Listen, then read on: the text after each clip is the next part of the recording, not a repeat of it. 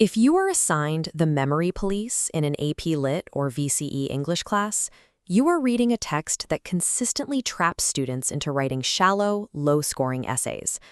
The novel was written in 1994 by Japanese author Yoko Ogawa, who built her career on dense, highly psychological storytelling.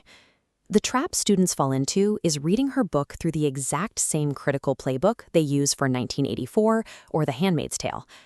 Treating this novel strictly as a warning about state censorship ignores the surreal, magical realism happening on the page. The result is a generic analysis that misses the actual point. This flowchart illustrates how to break out of that trap. Your entire thesis depends on how you answer one question. What is the true source of the disappearances? You have three distinct paths: the state, history, or biology. Committing to the right analytical path for your specific assignment is the single biggest factor separating an average grade from top-tier critical insight. The most common approach is the socio-political lens. This views the novel as a straightforward critique of authoritarianism and surveillance. We use this tracking matrix to evaluate each approach. The first column breaks down the Orwellian reading. For this lens, your inputs are obvious. You analyze the militarized memory police, the burning of books, and the tension between compliant islanders and those who hide. The upside here is convenience. You can easily find abundant textual evidence for standard essay formats. But there is a massive trade-off.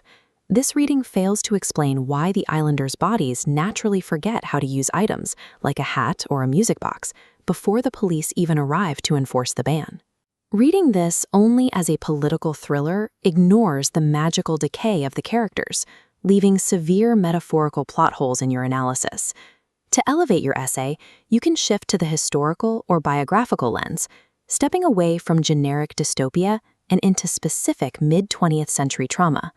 Returning to our matrix, we can add this second framework to see how it compares. Ogawa has explicitly stated that the book is a direct homage to Anne Frank's The Diary of a Young Girl. You analyze the text through the context of the Holocaust and World War II.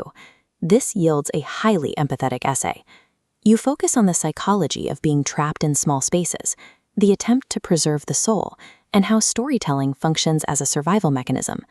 The trade-off here is precision. Forcing a strict Holocaust allegory onto the book clashes with Ogawa's goal of exploring human vulnerability in a broader way. Even with that friction, this lens is much stronger than the political one.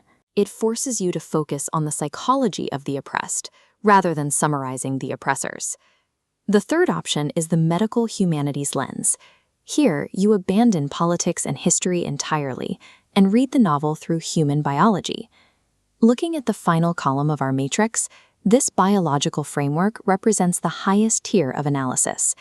To execute this, you must interpret the disappearances metaphorically, viewing them as neurodegenerative diseases like Alzheimer's. Under this framework, the island itself represents a fading brain.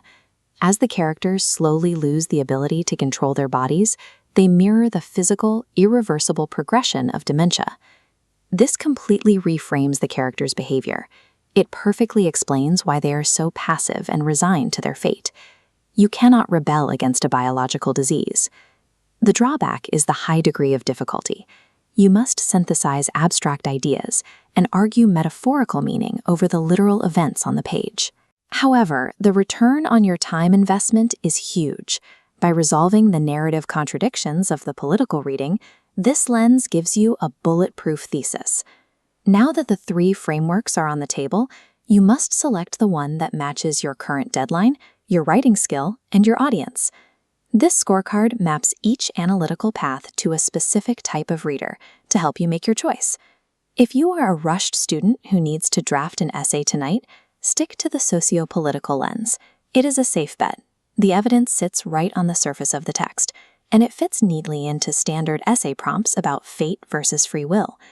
If you're an educator, the historical lens and its connection to Anne Frank provides a rich entry point for discussion. But if you are a high achiever optimizing for an A+, the medical humanities lens cuts through examiner fatigue, proving you can handle complex synthesis. Ultimately, the novel serves as a detailed study of human coping mechanisms. The text documents how people process loss, whether enforced by a fascist state, inflicted by historical trauma, or programmed directly into our biology. Moving past the obvious dystopian tropes reveals the deeper layers of Ogawa's work and provides the evidence for a truly standout essay.